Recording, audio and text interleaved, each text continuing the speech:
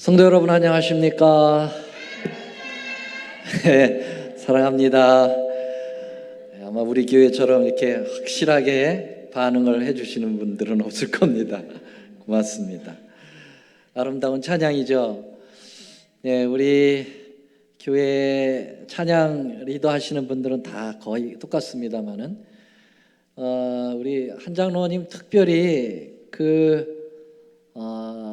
찬양의 그 가사를 굉장히 많이 음미하고 가사에 많은 함께 부르는 성도들이 거기에 젖어들게 하려고 꽤 노력을 하시는 것 같습니다. 그래서 더 감화가 있지요. 참으로 감사합니다. 오늘 찬양도 정말 그 가사를 음미하면서 깊은 그러한 마음으로부터의 찬양이었다고 믿습니다. 여러분 그렇게 들으셨죠? 네, 감사합니다. 우리 교회 찬양은 이렇게 리더하시는 분들이 신중하게 찬양곡도 고르시고 거기에 의미를 많이 부여하시고 기도하시며 준비하시는 그런 모습들입니다. 정말 감사합니다. 자, 오늘 저는 큰 대제사장 예수를 굳게 붙잡자라고 하는 그런 제목으로 말씀을 드리겠습니다. 오늘 하나님의 말씀 다 같이 히브리 4장 14, 15절 말씀 크게 읽고 시작하겠습니다. 시작. 그러므로 우리에게 큰 대제사장이 있으니 승천하신 자 곧 하나님의 아들 예수시라. 우리가 믿는 도리를 굳게 잡을지어다. 우리에게 있는 대제사장은 우리의 연약함을 채울하지 아니한 자가 아니요 모든 일에 우리와 한결같이 시험을 받은 자로 돼 죄는 없으시니라. 네, 죄송합니다. 제가 잠깐 좀 이 컴퓨터가 갑자기 배터리가 다 됐다고 그래서 조금만 좀 기다려 주시기 바랍니다.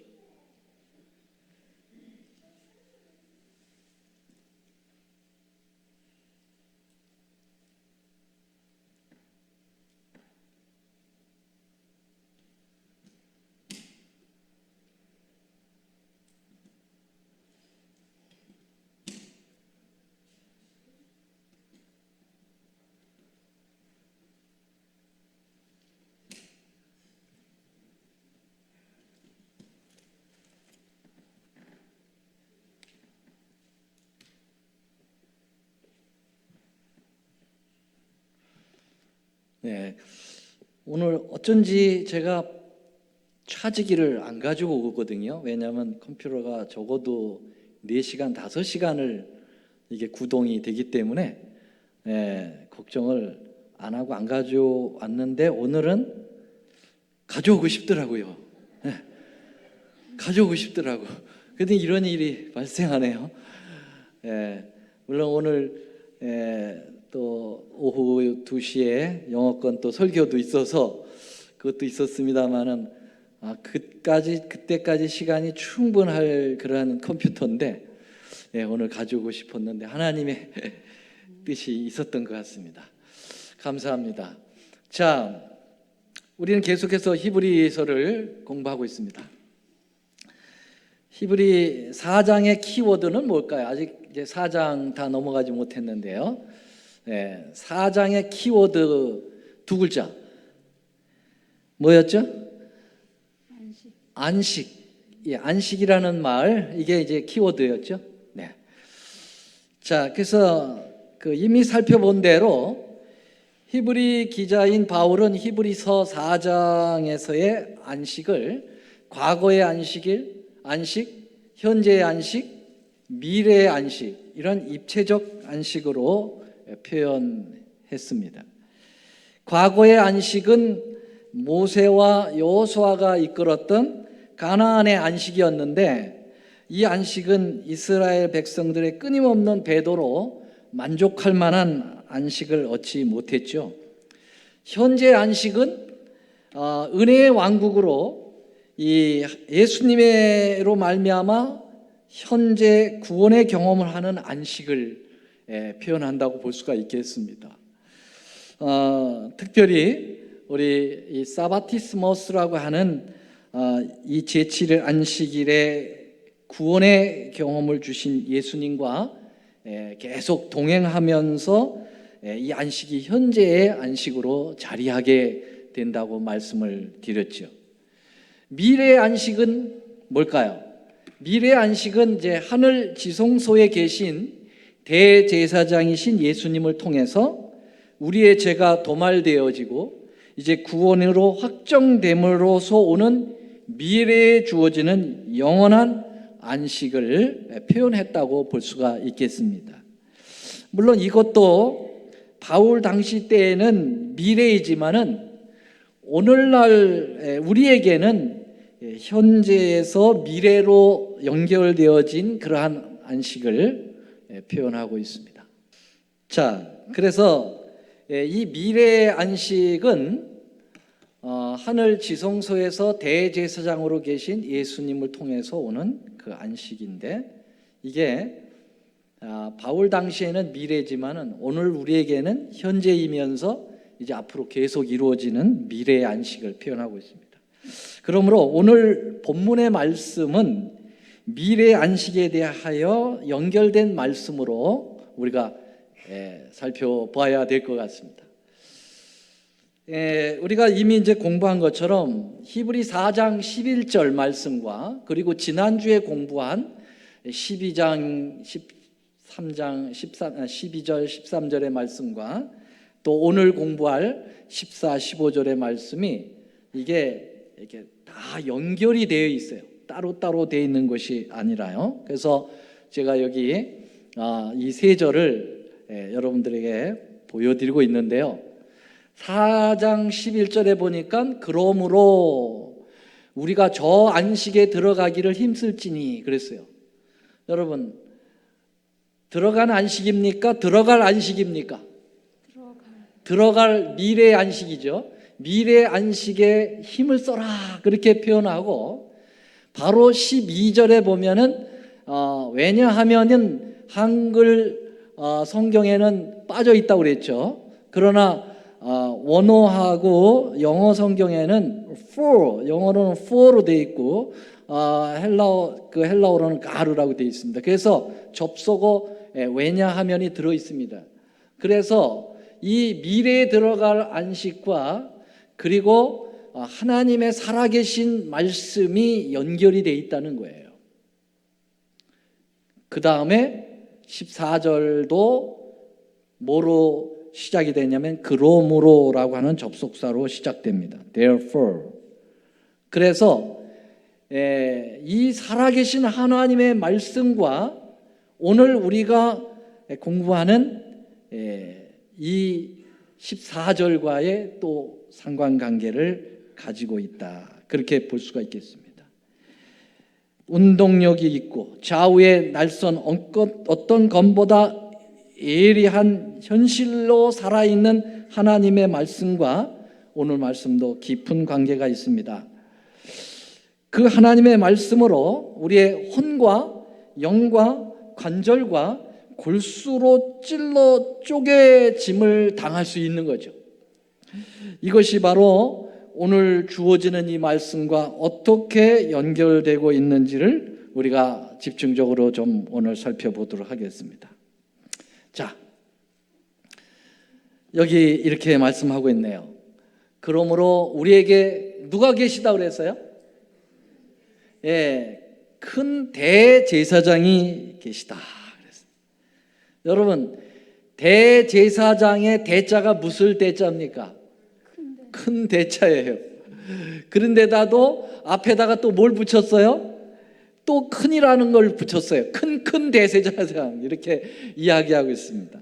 정말 이 히브리 기자인 바울이 이 예수님을 대제사장으로 표현하고 싶은데 일반 대제사장보다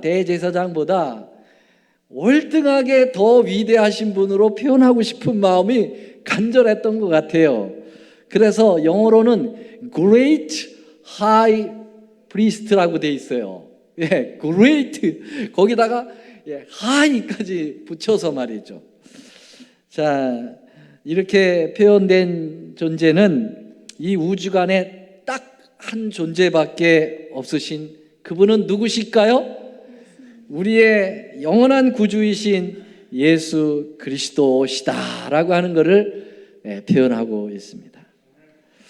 여러분, 베드로도 예수님을 일반 목사들 위에 뛰어나 있는 목자장이라 그런 표현을 베드로도 했어요.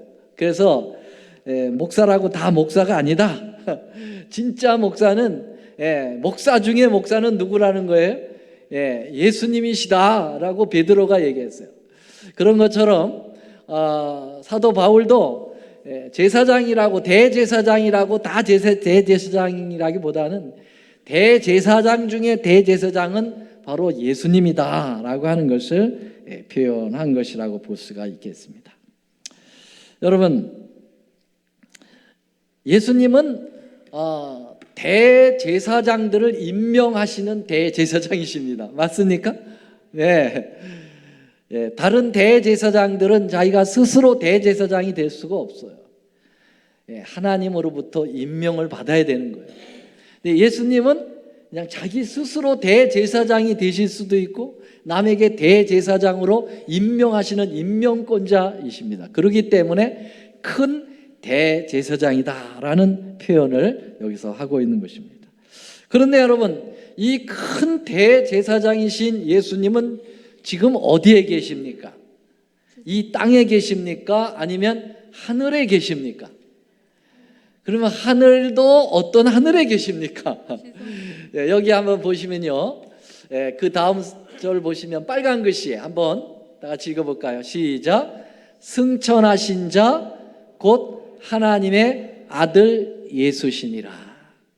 그래서 예수님은 대제사장, 큰 대제사장이지만 이 땅에서 대제사장 역할을 하시는 것이 아니라 승천하셔서 하늘에서 대제사장의 역할을 하신다, 그렇게 표현하고 있습니다.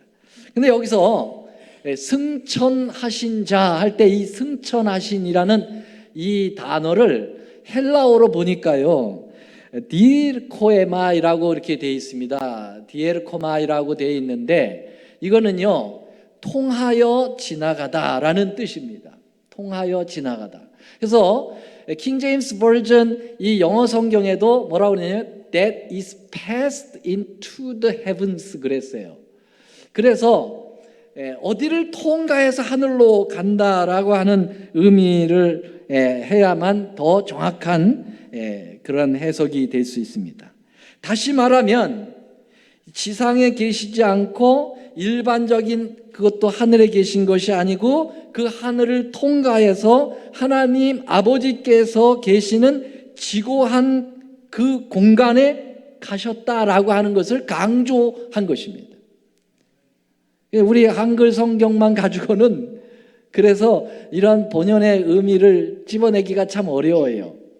그래서 때로는 영어 성경도 보셔야 되고 때로는 원어 성경도 보셔야 돼요. 근데 뭐 여러분들은 뭐 그렇게 하실 적은 없지만 우리 지도자들 설교하시는 분들은 이제 이런 것들을 살펴서 전달을 해 드려야 될 거라고 믿습니다. 여러분, 하늘은 종류가 있습니다. 하늘은 종류가 몇 종류가 될까요? 모르시면 여길 보시라고 했잖아요. 몇 종류입니까? 세 종류가 있습니다. 크게 나눠서 세 종류입니다. 자, 이 세 종류의 하늘을 좀 소개해 드릴까요? 우리가 성경상에 나오는 첫째 하늘은 이에르라고 하는 말인데요, 이거는 구름과 새들이 있는 우리가 눈으로 보이는 이 창공, 이걸 갖다가 대기권, 이걸 갖다가 성경에 우리 한국말로 그냥 하늘이라고 돼 있어요. 그렇죠? 네. 그런데 영어로는 스카이죠, 스카이. 자, 이게 첫 번째 하늘이라고 볼 수 있고요. 두 번째 하늘은 무슨 하늘이에요? 에프라니우스라고 하는 이것은 수많은 별들이 있는, 이걸 갖다가 우리 스페이스라고 그러잖아요. 우주 공간. 이 우주 공간도 하늘이에요. 그렇죠?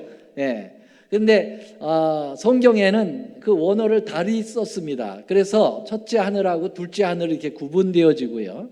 세 번째 하늘은 우라노이스라고 하는 것인데요. 이것은 성경 영어에서는 heaven이라고 되어 있습니다. 하나님의 어디가 계신 거예요? 보좌가 계신 그곳이 바로 이 우라노이스라고 하는 것입니다. 그러면 우리 대제사장이신 큰 대제사장 예수님께서 승천하사라고 하는 건 하늘을 통과해 가지고 가여 계신 곳은 첫 번째입니까? 두 번째입니까? 세 번째입니까? 세 번째. 네, 세 번째 바로 이곳을 가셨는데 가실 때 바로 이 첫째, 둘째를 통과해서 가셨다. 그런 표현을 하고 있는 것입니다. 그만큼 우리 주님이 지금 가 계신 곳이 어딘가를 아주 분명하게 찝어서 이 히브리 기자는 표현을 하고 있는 것이죠.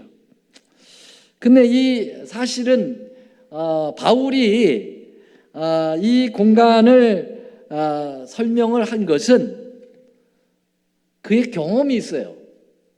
무슨 경험이 있을까요? 환상으로 갔다 왔는지 직접 갔다 왔는지 본인도 정확하게 표현을 우리에게 안 해주는데요. 여기 성경에 보면 고린도후서 12장 2절에 이런 말을 바울이 합니다. 내가 그리스도 안에 있는 한 사람을 아는데, 이건 제3자가 아니라 자기를 가리켜 이야기한다고 학자들은 이야기하고 있습니다. 14년 전에 그가 어디에 이끌려 갔다고요? 셋째의 하늘에 이끌려 갔다 그랬어요. 이 셋째 하늘이 바로 오라노이스라고 하는 곳이죠. 바로 그곳에 바울이 간 경험이 있어요. 그래서 내가 본 그 하늘, 셋째 하늘에 바로 우리의 큰 대제사장이 거기 가셨다. 그런 표현을 하고 있는 것이죠. 여러분, 하나님의 보좌가 있는 곳을 하늘 지성소로 좀 좁혀 생각할 수가 있겠죠. 여러분, 예수님께서 가신 곳이 바로 그곳이 어디예요? 하늘 성소 중에도 지성소로 볼 수가 있습니다.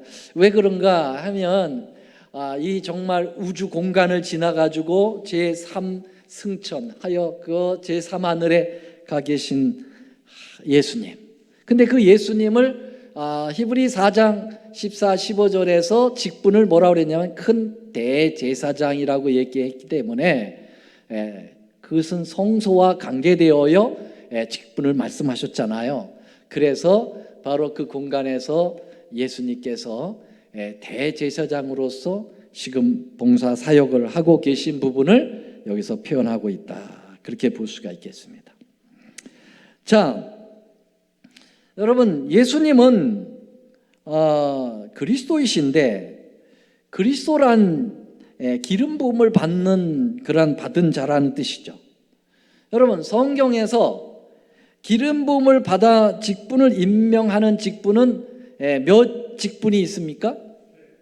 셋이기다 하는데 하나 더 붙인다면 그 왕이 있고 선지자가 있고 그 다음에 제사장이 있고 그 다음에 메시아.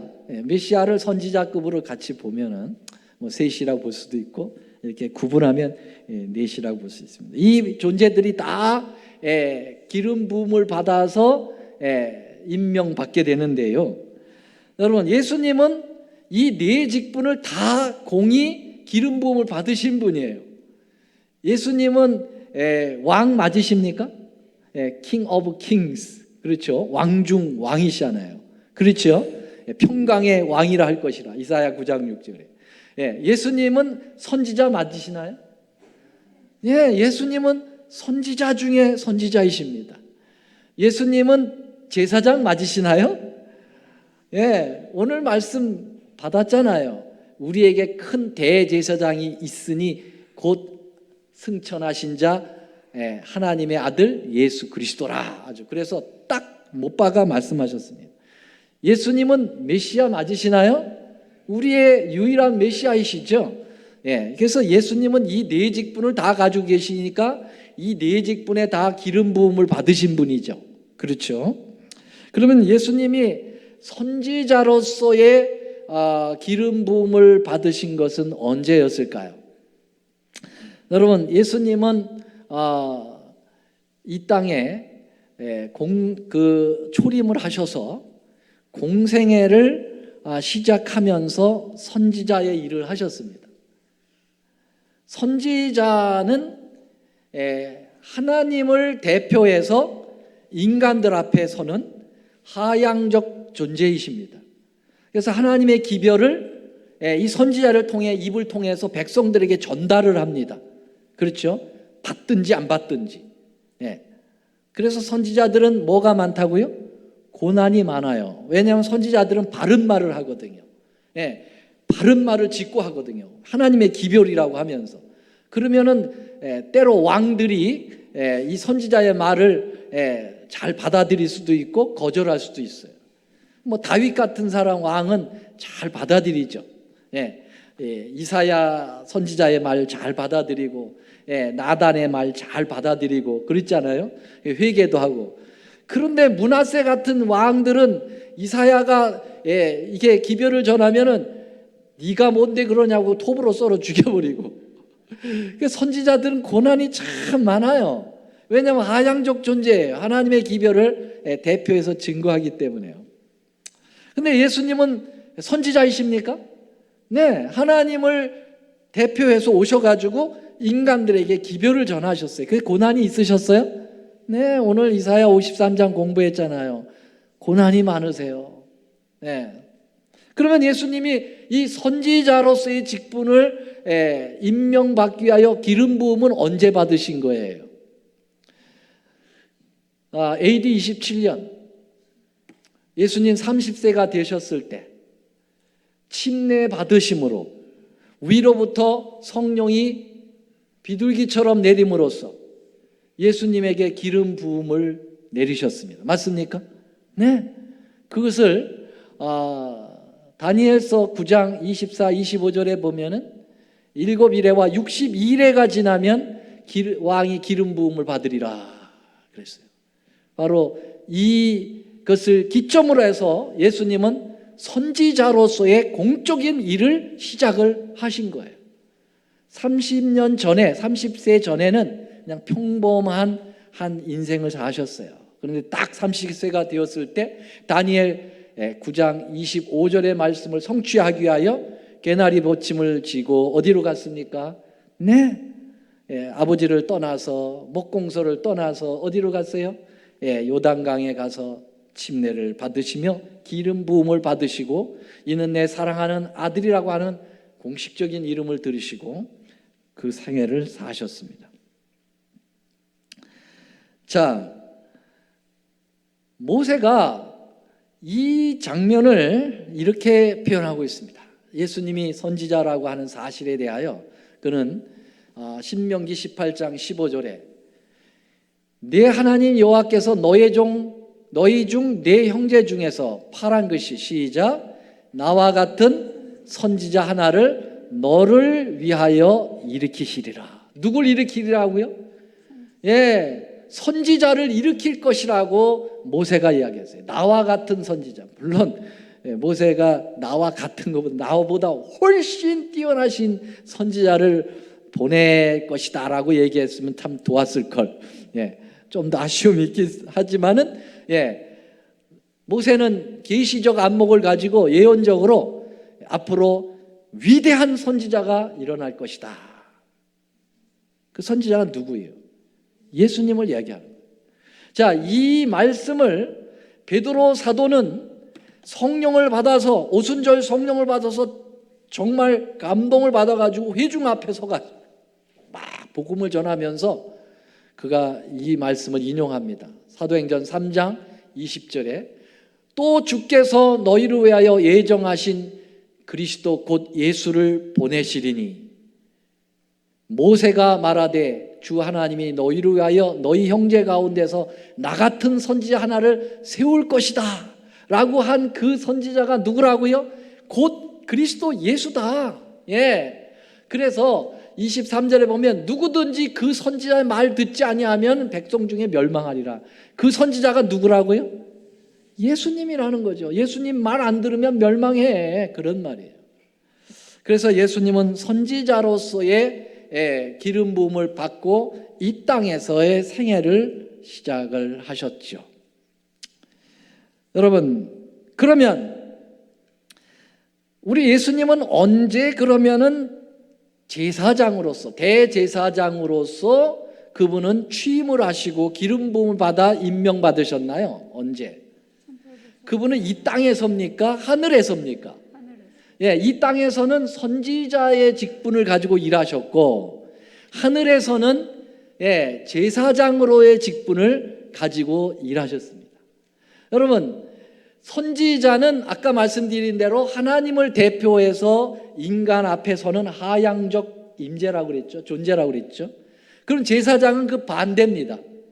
백성들을 대표해서 인간들 대표하여 하나님 앞에 서는 거예요. 그래서 이건 하향적이고 이건 상향적이죠. 그래서 대제사장은 상향적 존재입니다. 네. 언제든지 제사장은 백성들이 죄를 가지고 들어오면은 그 죄를 가지고 안수하고 그 죄를 하나님 앞에 내놓는 역할을 제사장들이 하게 되는 거죠. 자, 그러니까 예수님이 대제사장으로서 역할을 하신 것은 이 땅이 아니고 하늘입니다. 그럼 언제 취임을 했었을 것 같아요, 여러분 생각에? 올라가자마자 1번, 올라가자마자 바로 취임하셨다. 2번, 아니다. 열흘 후에 오순절 성령이 강림할 때 그때 취임하셨다. 1번이에요, 2번이에요? 1번이에요, 2번이에요? 아, 이걸 제가 늦게 얘기했네.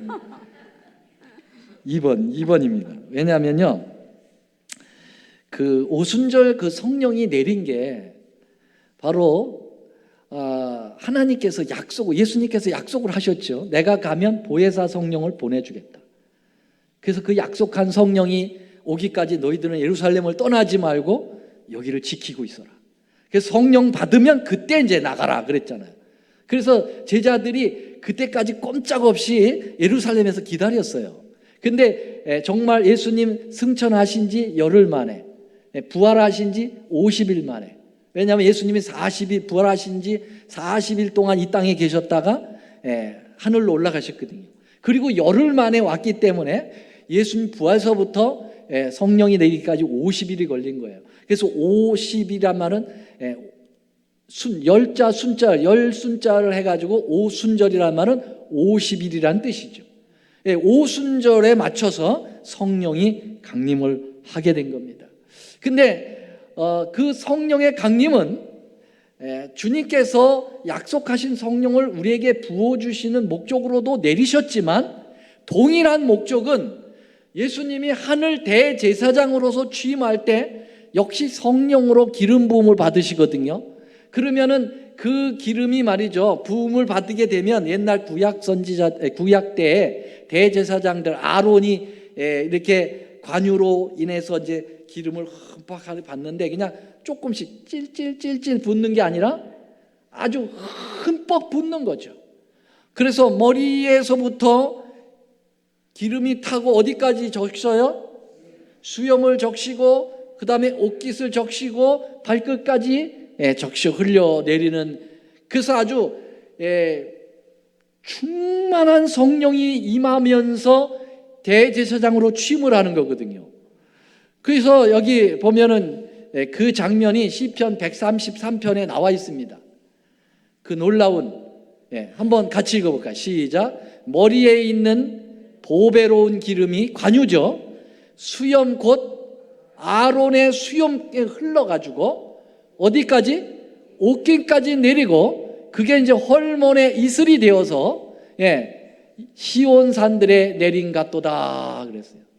여러분, 그래가지고 이 머리 정수리로부터 수염, 옷깃, 발 밑에까지 해가지고 쫙 내리는 성령의 역사를 표현하고 있습니다. 그러면 여러분, 예수님께서 아론의 원형이시죠. 대제사장의 원형이시죠. 그렇죠? 그러니까 예수님도 기름 부음을 받아 대제사장으로 취임을 하시는데 그 오순절 때 하늘 그 지성소에서부터 기름을 흠뻑 성령의 흠뻑 받습니다. 그 받은 그 성령이 예수님의 수염과 옷깃과 대제사장복을 충분히 다 적시고 그게 해가지고 예수님 발 밑에까지 쫙 내려오는데 여러분 예수님은 얼마나 크신지 예수님의 보좌는 어디에 있어요? 하늘 지성소 정말 그 3층 천에 앉아 계시지만 그 발은 어디에 닿았다고 그랬어요? 발은 어딜까요? 그분의 발은 어디에 있을까요? 이 땅이 그분의 발을 딛고 있는 거죠. 그만큼 주님의 굳이 그분의 그 웅장함을 표현한다면 그렇게 볼 수가 있겠습니다. 그래서 여러분 여기 발등상이라는 말이 나오는데요. 여기 시편 132편 7절에 보면 우리가 그의 성막에 들어가서 그 발등상 앞에서 경배하리라. 여기 시편 132편에 나오는 성막은 지상성소거든요. 그렇기 때문에 이 지상성소에 예수님이 발을 딛고 있는 거예요. 하늘로부터 그만큼 웅장하신 분이죠.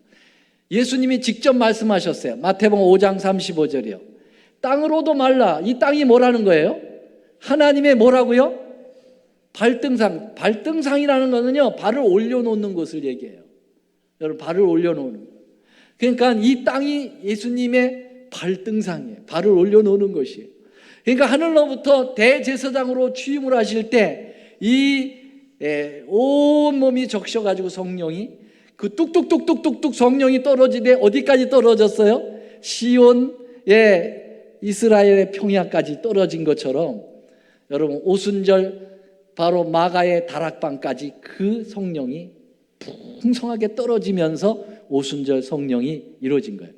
그래서 여러분 AD 31년에 예수님 승천하시고 50일 만에 내렸던 그 성령은 이 지상에서는 약속된 성령으로 온 거지만은 동시에 그것은 예수님의 대제사장으로서 큰 대제사장으로서 취임하는 역사가 동시에 있었다라고 생각을 하시면 틀림이 없겠습니다. 자, 이 부분을 사도행적에서는 이렇게 표현하고 여기 사도행적 보기 전에 시편 110편에 보면은 또 발등상이 또 나와요. 여호와께서 내 주에게 말씀하시기를 내가 내 원수로 내 발등상 되게 하기까지. 여기 여호와는 누구시고 내 주는 누굽니까? 여호와는 누구시고 내 주는 누굽니까? 여기 지금 두 존재가 나오죠. 누굽니까? 여호와는 하나님 아버지고 내 주는 누구예요? 예수 그리스도를 표현하고 있습니다. 그런데 발등상 얘기를 하고 그 다음에 그 여호와 하나님이 이 아들 바로 내 주에게 뭐라고 얘기하냐면 여호와는 맹세하고 변치 아니하시리라 이르시기를 너는 멜기세덱의 반차를 쫓아 영원한 뭐가 되겠다고요? 대제사장이 되겠다. 이미 여러분 예수님 오시기 전에 1000년 전에 다윗을 통해서 예수님이 대제사장으로 오실 것에 대하여 미리 예언을 해 놓은 것입니다. 자, 아까 말씀드린 걸 예언의 신에서 확인합니다. 사도행적 39쪽 있는 말씀입니다. 오순절 성령 강림은 구주의 취임식이 끝났다는 하늘의 통고였다. 그분은 당신의 약속에 따라 하늘로부터 성령을 그 제자들에게 보내셨는데 이것은 왕으로서 하늘과 땅의 모든 권세를 받은 분이요 따라서 그의 의의 백성들을 위해 기름 부음을 받은 분이시라고 하는 것을 증거했다 그랬어요. 두 가지예요. 그렇죠? 하늘에서는 취임식에서 이루어지는 성령의 역사요. 이 지상에서는 그 약속하신 보혜사 성령이 임했다고 하는 이 두 역사가 함께 이루어졌다고 하는 것을 와이도 이야기하고 있습니다. 여러분, 제사장의 임무는 아까 말씀드린 대로 뭘까요? 하나님을 대표해서가 아니라 인간을 대표해서 하나님 앞에 그 죄를 중보하는 거예요. 그 죄를 용서해 달라고. 아버지 하나님, 이들이 이렇게 엄청난 죄를 졌지만은 그러나 죄가 있지 않습니까? 제가 이들의 죄를 다 십자가에서 속죄하고 피 흘려 죽었지 않습니까? 그러니까 저를 봐서라도 이들의 죄를 용서해 주시고 이들을 의롭게 하여 주시옵소서라고 탄원하시는 그 역사를 대제사장이신 예수님이 하시는 것이죠. 자, 그런데 여러분, 이런 대제사장, 큰 대제사장이 너무 크시니까 그분을 우리가 너무 간격을 둬서 생각을 할 수가 있지 않겠습니까? 그런데 우리 주님이 정말 감사하게도 그 다음 성경절에 그렇지 않아요. 우리하고 너무 멀어 계신 것이 아니에요.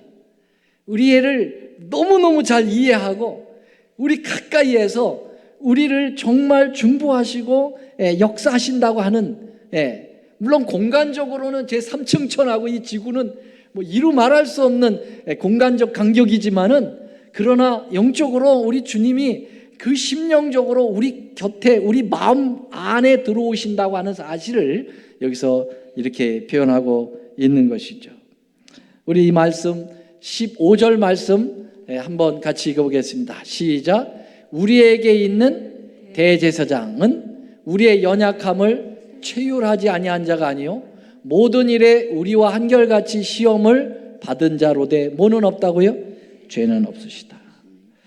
여러분, 바로 이렇게 큰 대제사장이신 그 예수님, 그분은 우리와 전혀 상관없는 게 아니라 우리가 당하는 모든 고난과 고통과 우리가 당하는 고민과 스트레스와 갈등과 그런 것을 다 주님이 다 경험하셨다는 거예요. 다 경험하셨기 때문에 우리를 충분히 이해하고 우리 마음 안에까지 들어와서 우리를 이해하고 그것을 가지고 하나님 아버지께 탄원할 수 있다는 것입니다. 아멘입니까? 네. 그래서 우리가 흔히 이제 성경에 우리를 안다 할 때, 여러분, 그 안다라는 말이 그 히브리어로는 야다하고 그 다음에 헬라어로는 기노스코라고 이야기하는데 동침하다라는 뜻이죠. 부부가 함께 그 동침하는 그것을 이제 그만큼 깊이 안다라는 건데, 예수님이 우리를 그렇게 알아요. 그건 뭘 의미하냐면은 전지하신 능력으로 아시는 게 아니라 뭘로 아는 거라고요? 체험적인 것으로 아시는 거예요. 여러분, 우리 주님은, 예수님은 전지하신 하나님이세요. 모르시는 것이 없어요. 하나님의 능력으로 우리를 다 알아요. 그런데 그렇게 아는 알므로 우리를 대하시는 게 아니고 우리와 직접적 경험을 통해서 아신 그 기노스코로 아신다는 거죠. 그걸 표현하고 있어요. 우리의 큰 대제사장은 그런 분이라는 것입니다. 그래서 우리가 주님께 이런 기도해요. 주님, 배고파요. 이렇게 기도하면 우리 예수님이 뭐라고 그러겠어요? 배고픈 게 뭐냐? 난 잘 모르겠다. 그럼 기도할 만 나야 안 나요? 그러면 안 나지. 예. 근데 예수님이 우리가 배고파요. 그러면 뭐라고 하시에요? 알지. 내가 알지. 나도 배고파 봤잖아. 여러분, 예수님 며칠 금식하셨어요? 40일 금식하셨죠. 여러분, 40일 금식 한번 손 들어봐. 아무도 없죠. 그만큼 배고픈 거 예수님만큼 느낀 사람 있습니까? 그러니까 예수님이 알지. 배고픈 거 알지. 그래. 내가 너 이해해. 그래. 주님, 저 가난해요. 알지. 내가 얼마나 가난한데. 가난했었잖아.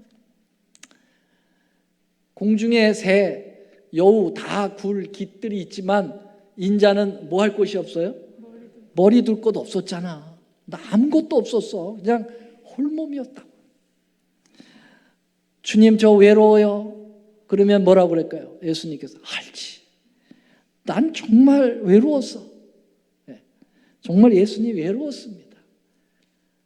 막 이적 베풀고 그럴 때는 사람들이 막 구름대처럼 몰렸지만 십자가로 갈 때는 아무도 같이 십자가 지고 가겠다는 사람 없었어요. 외로웠습니다. 외롭게 갈바리 산을 걸어 올라가십니다. 그러니까 우리의 외로움을 다 아십니다.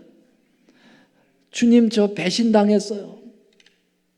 야, 나도 배신당한 거 알지?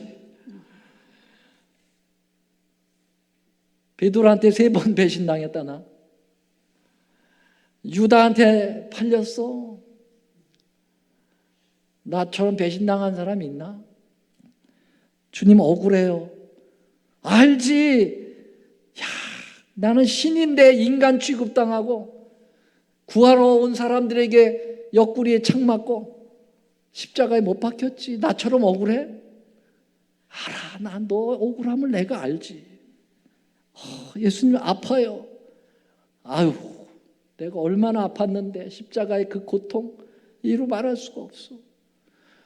예수님 저 죽을 것 같아요. 넌 죽을 것 같지? 난 죽었어. 네. 예수님이 우리가 당한 거 모두 다 아셔요. 그렇기 때문에 우리를 중보하실 수 있어요. 그걸 얘기하시는 것입니다. 우리의 큰 대제사장 주님께서 그 엄청난 시험 속에서도 너무너무 감사한 것은 우리는 죄를 밥 먹듯이 짓죠. 조금만 시험이 다가오면은 그냥 바로 타협해버리고 그렇죠? 예. 그런데 어떻습니까? 우리 예수님은 그렇게 우리가 당한 그런 모든 시험, 모든 인류가 당한 그 시험, 모든 시험을 다 똑같이 당하셨으면서도 뭐는 없으셨다고요? 죄는 없으셨어요. 여러분, 주님이 한 끗트럭이라도 죄에 타협을 했다면 우리 구원받을 수 있는 희망이 있을까요? 없어요, 여러분. 예수님이 태어날 때부터, 자꾸 어떤 분들은 예수님 태어날 때 죄의 성향을 가지고, 죄의 저기를 가지고 태어나셨다고 하는데, 여러분, 그러면 예수님은 죄의 한 끗트럭이라도 있으면은요, 우리 구주가 되실 수 없어요. 왜? 죄의 싹은 사망이잖아요. 그래서 예수님 십자가에 죽은 것은 자기 죄 때문에 죽는 거지, 우리 죄 때문에 죽을 수 없어요. 네. 그래서 예수님은 죄가 한 끗트럭이도 없어야 돼요. 그분은 이 땅에 오셨을 때에 죄의 성향도 없으셨고, 또 우리 인생을 사시면서도 한 끗트럭에도 죄를 짓지 않으셨습니다. 그래서 우리의 영원한 구주가 되신 것입니다. 아멘. 우리의 대제사장이 되실 수 있는 자격이 있으신 거예요. 여기 고린도후서 5장 21절 한번 다 같이 읽어보겠습니다. 시작. 하나님이 죄를 알지도 못하신 자로. 여러분, 왜 하나님이 예수님 왜 죄를 알지도 못해? 죄라는 게 뭔지 되게 잘 아시죠? 여기 알지도 못하신 자는 말은 예수님이 죄를 짓지 않았다는 말이에요. 한 끗트럭에도 짓지 않았다는 거예요. 그래서 우리의 모든 죄를 대신해서 그분이 죄의 짐을 다 한 몸에 지실 수 있었다는 것이죠. 우리를 대신하여 죄를 삼으셨어요. 여기 죄를 삼았다고 그랬지 죄인이 됐다고 얘기하진 않아요. 예수님은 죄를 짊어지셨지 예수님이 죄를 지어서 죄인 된 거는 아니죠. 죄인 됐다면 우리를 구속할 수가 없습니다. 자, 그래서 여러분, 우리는 예수님을 어떻게 해야 될까요? 결론. 예수님을 어떻게 하자고요? 이것도 모르십니까? 뭐 해야 돼요? 그냥 붙잡지 말고 꽉 붙잡자. 꽉 붙잡자. 이분 놓치면은 우리는 구원이 있어 없어요? 없어요. 여러분, 그래서 놓치면 죽는 줄 아세요. 예수님이 중간에서 하나님 아버지 손잡고 인생들의 손을 잡고 당신 안에서 만나게 해주시는데요. 여러분, 이쪽 예수님이 하나님 아버지의 손잡은 건 끊어질 수 있어 없어? 절대로 안 끊어져. 왜? 두 하나님인데 두 하나님이 그냥 철저하게 꽉 붙들었는데 거기는 신경 쓰지 마시고 어디 신경 써야 돼요? 여기 이 인간들하고 잡는 예수님의 손을 신경 써야 돼요, 여러분. 이 손 안 잡으면 못 가. 여러분, 구원이라는 것은 다른 거 없어요. 예수님 꼭 붙잡고 가는 거, 그것이 간단하면서도 정확한 정답입니다. 믿으십니까? 여러분, 예수님 손 안 잡고 갈 사람이 있어요, 하늘에? 없어요. 여러분, 큰 대제사장이신 예수님을 꼭 붙잡자. 우리에게 큰 대제사장이 있으니 승천하신 자 하나님의 아들 예수 그리스도이신데 그분을 어떻게 하자고요? 꼭 붙잡자고 그랬어요. 성경에 그렇게 언급이 되어 있죠. 꼭 붙잡자. 예, 그거 어디 나오나? 제가 끝에 이거 아닌가요? 마지막에 그 성경절을 좀 했어야 되는데 나올 때까지. 이거죠? 네. 자, 4장 14절 시작. 그러므로 우리에게 큰 대제사장이 있으니 승천하신 자 곧 하나님의 아들 예수시라. 우리가 믿는 도리를 굳게 어떻게 하라고요? 예, 굳게 잡을지라 그랬어요. 굳게 잡으라. 예. 여러분, 이 놀라운 이 말씀이 오늘 여러분의 심령 속에 함께 하시기를 바라고, 우리 모두의 그러한 의무요, 또 최종적인 결론이라고 하는 사실을 기억하시면서 이번 한 주도 승리하시며 사시고 영원한 하늘 본향까지 그 손을 놓지 않게 되시기를 간절히 바라면서 오늘 말씀을 드리겠습니다. 사랑의 주님, 은혜를 감사합니다. 하나님이심이지만은 우리를 충분히 이해하고 우리를 하나님 앞에 중보하시기 위하여 이 땅에 오셔서 우리가 당할 모든 시련과 고난과 고통을 다 경험하시고 우리를 위하여 옹호하시는 대제사장으로 취임해 주신 우리 예수님을 찬양합니다. 주님, 그 예수님을 꼭 붙잡자고 히브리 기자가 오늘 말씀으로 우리에게 호소했습니다. 주님, 저희들 아멘하고 이 말씀을 받습니다. 이제 우리의 생애 속에서 예수님을 놓치지 않도록 도와주시옵소서. 그분을 붙잡지 않고는 우리가 결코 하늘에 도달할 수 없음을 오늘 배웠습니다. 주님이 우리를 놓치지 않으실 겁니다.